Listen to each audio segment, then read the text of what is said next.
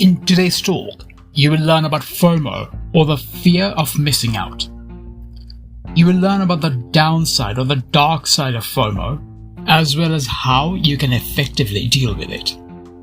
Keep listening to learn more. Hello everyone, welcome back to another episode of the Growth Philosophy Podcast, a bite-sized weekly podcast focused on empowering you to think better and upgrade your life. So let's talk about FOMO. Lately, FOMO, which is the abbreviation for the fear of missing out, has been a real buzzword on social media and even mass media. It has been trending so much that many people have been using it as a badge of pride and honor, hashtagging their social media posts with FOMO to indicate that they are hip and trendy. And that's fine when small things like clothes and food are concerned. However, there is a dark side of FOMO, as often it can lead to bad decisions and costly mistakes. But before we dig into the consequences of FOMO, let's explore the source of FOMO. Do you know what causes FOMO? FOMO does not just appear out of thin air. It doesn't just apparate. It is the direct result of the things we see and hear from others, be it our friends, colleagues, or just the media. It is the direct result of what we hear and see. The biggest cause, though, is the mass media. Pretty much always, FOMO is a result of the hype that we hear or see or read about on mass media, including social media. So it could be something that's really trending on Twitter or Facebook or Instagram right now, or something that's all hyped up and buzzing all over the news. FOMO usually happens because people feel like they are missing out on what others are enjoying or experiencing and don't want to miss out any longer. The recent Doge mania is a great example of FOMO. I don't know if you saw or read about the massive hype that was around a crypto coin called Doge not long ago. It was trending all over the news and social media, largely because Elon Musk was quite vocal about it. Then there were the articles which talked about how Doge made a guy an overnight millionaire. So stuff like that really got it all hyped up and buzzing. All this caused a huge amount of FOMO around getting on the Doge train. And that resulted in far too many people buying the Dogecoin. This included people who had no business buying this coin, because they neither understood the fundamentals, and in many cases these buyers did not even really understand what cryptocurrencies are all about. Too many people bought that crypto coin based on the hype and the buzz around it, and then when the Doge price crashed, many of them lost their investments since they panicked and sold what they had. Now, I'm not saying that there weren't people who did not profit from the Doge mania. However, the majority of the buyers ended up losing their money. What people see on the news and social media are the glamorous rags to riches stories, and how buying Doge led to incredible profits. But what people do not see are the losses it led to.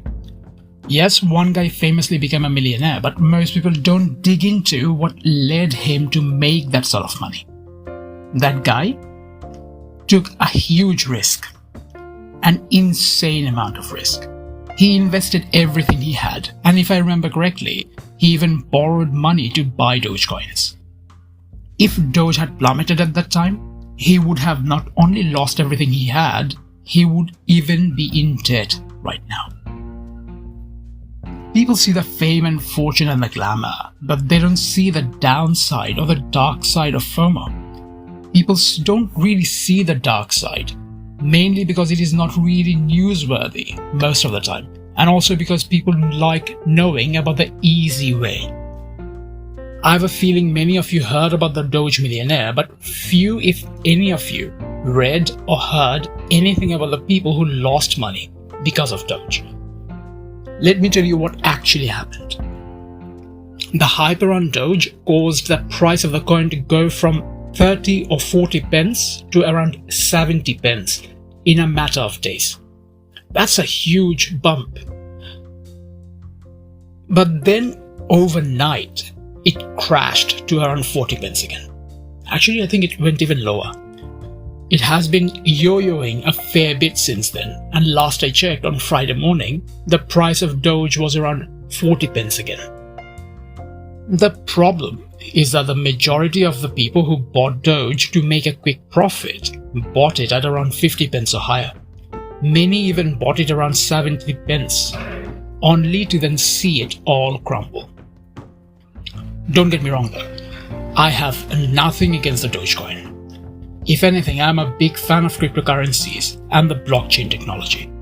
However, what I am against is getting on board something just because you don't want to miss out, especially when it comes to investing your hard-earned money. This whole Doge mania is just one recent case in a long line of examples of how FOMO can lead to more bad than good. The most famous case very likely was the tulip mania, which caused untold amount of havoc and losses, and created overnight bankruptcies by the bucket load. Then there is another more common and daily aspect of FOMO to consider. This is where people become addicted to their phones. This less obvious version of FOMO often keeps people stuck to their phones and their social media because they don't want to miss out on anything.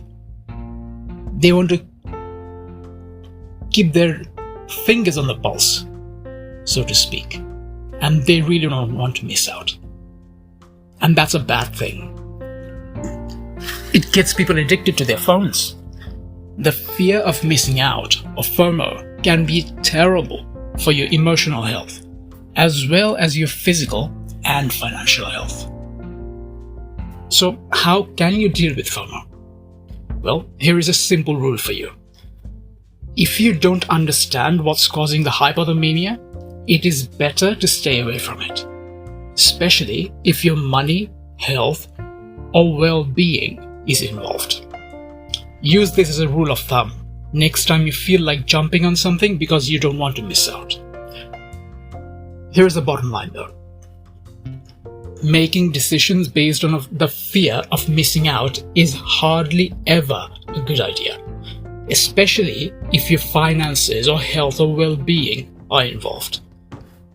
Do things because you really want to, or because you were planning to do it anyway, or because you understand what's going on and have a plan. So do it because of those reasons, rather than because of some hype on social media and some craze on mass media. Do things because you know what you're doing, but never, ever take risks just because you don't want to miss out. That's a bad place to start from. And more often than not, that sort of fear and panic-based decisions lead to losses and mistakes. The fear of missing out hardly ever leads to great decisions. Quite the opposite usually, especially if it can have a significant impact on your life. FOMO can be a dangerous thing. It can make you take unreasonable risks, cause silly mistakes, and can also lead to a lot of anxiety, stress, and suffering. FOMO-based decisions can result in a lot of unnecessary anguish, and as such it is better to think things through rather than do something just because you did not want to miss out. If you take away just one thing from this talk, let it be this. Desperation is never a smart mindset or mental starting point for good, sound decisions. Never. Panic and fear is hardly ever a good starting point for a decision, especially if the decision can have a significant impact on your life and your livelihood. Always think before you act, especially if the action can have a big impact on your life. I sincerely hope you found this talk useful and that you took at least one thing away from this that can help you improve your life. If you have any questions you would like me to answer in the next episode, or suggestions, or even ideas for future topics, feel free to send them to me. The links are in the description. Also, like, subscribe, and share this talk with others, as that is the best way it can help even more people. So do that bit for me. Share, like, and subscribe. But that's it for today. I look forward to having you all listen in again next week. Same place, same time. Until then, remember to take care of yourself. Alright everyone, have a great week.